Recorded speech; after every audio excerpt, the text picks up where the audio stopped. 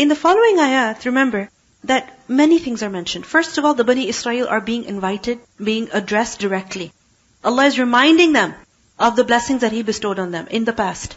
And at the same time, they're also reminded of the many crimes that they committed. Why? Is it because the Quran is anti-Semitic? The Quran is against the Jewish people? Is that so? That's not the reason. Think about it. How would you correct someone? If somebody is making a mistake, how do you correct them?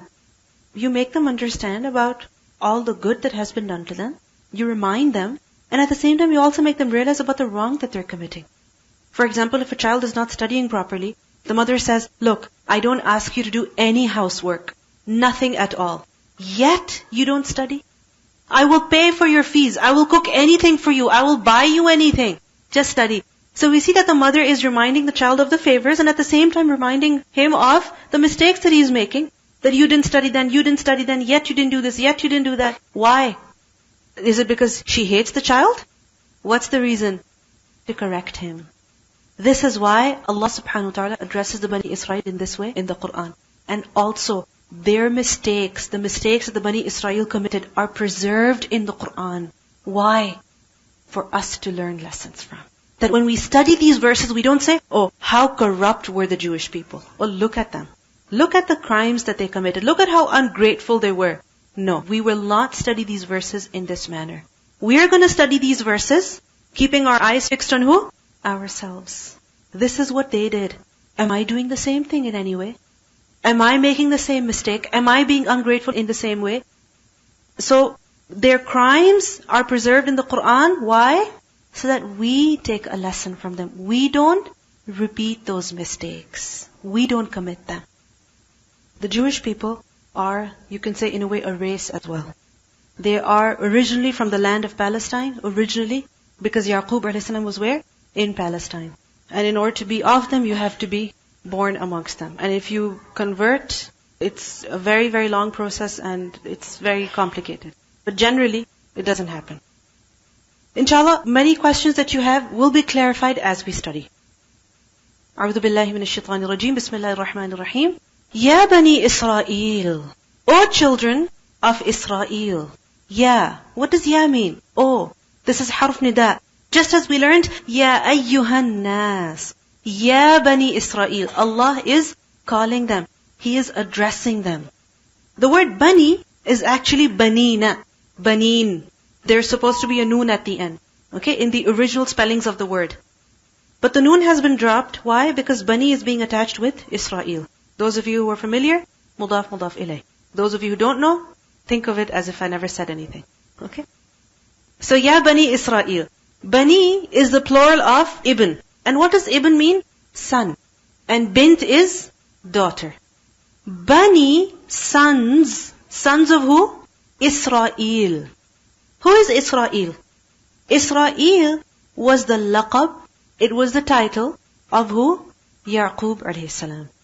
And Israel is actually a Hebrew word. It's not an Arabic word, it's actually a Hebrew word. And what does it mean? It is said that it means Abdullah, slave of Allah. Isra gives a meaning of slave, servant, and Il is in place of Allah. So Israel, servant of Allah. It is an opinion. Okay? So Israel, who was he? Yaqub alayhi salam. Bani Israel. What does it mean? Sons of Yaqub alayhi salam.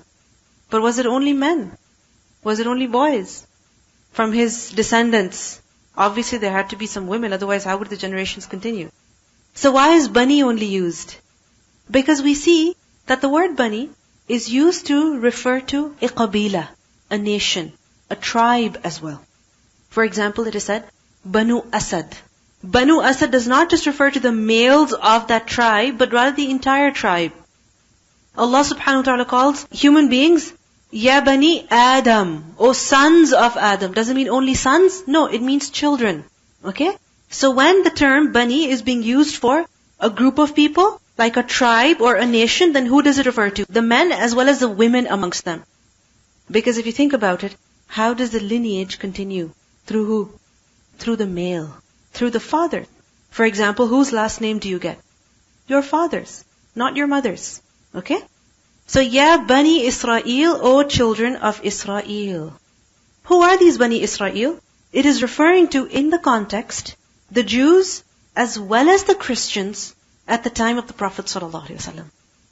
You might say, but we learned that Bani Israel is only for Jews. But why Jews and Christians? Because at that time, while the Prophet ﷺ was alive, and in Medina, when the surah was revealed, who was present in Medina? Only the Jews.